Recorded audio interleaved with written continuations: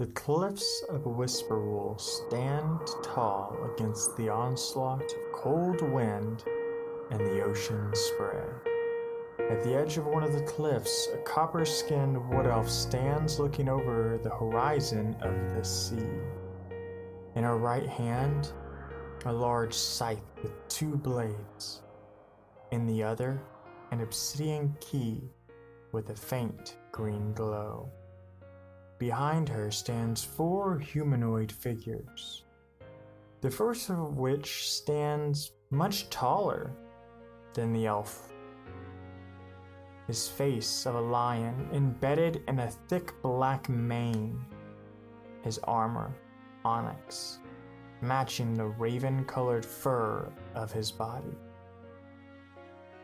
His left side covered by a shield half the size of his body, the bottom of which shaved into spikes for offensive maneuvers.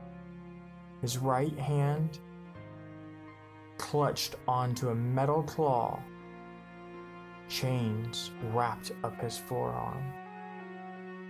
To his right, a much smaller framed tiefling with wine-red skin stood, holding a book in his right hand. His clothes resemble a wizard's, but his shimmered somehow, the kind of shimmer that makes one mistrust their own eyes, even when there is no explanation. The tiefling's horns curled in gnarly directions, and its eyes glowed a bright, brilliant blue. Towering over him stood a large treekin to his right. It wore loose chainmail armor over its body, but what was once bright green foliage and rich brown bark that made up its body, it was now different. His bark a faded gray, his leaves and vines darker shades of their former selves, almost void of color. Dark like the night. The treekin shifted in place, ashes falling from its body.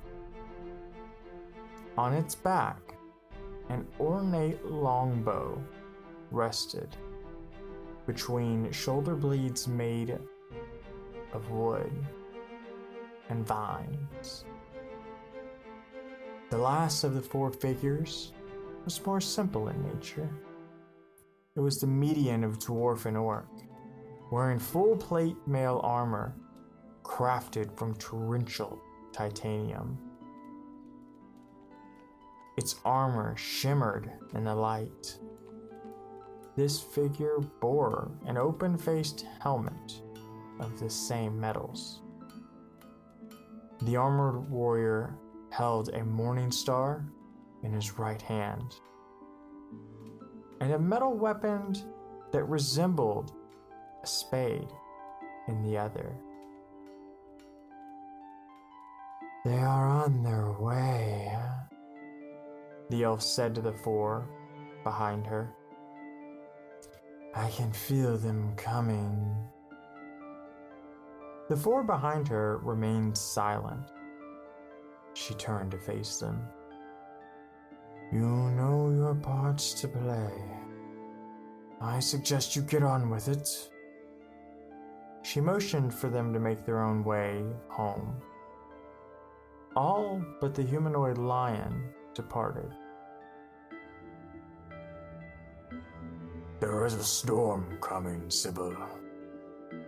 Do you think it wise we wait?" he asked, his voice rumbling in the wind.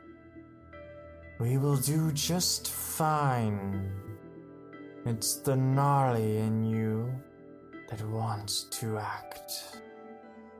She paused for a moment, considering what he was suggesting. "If I'm right, and I believe I am, The last of the Shindos are on their way here. Once their line has gathered, we can finish what we started in Oxbane. The Nolly nodded, his mane shaking in the wind. How long do we have? He asked, looking down at his claw in his right hand, then at her scythe. Long enough to do what those who came before us could not, she said, smiling.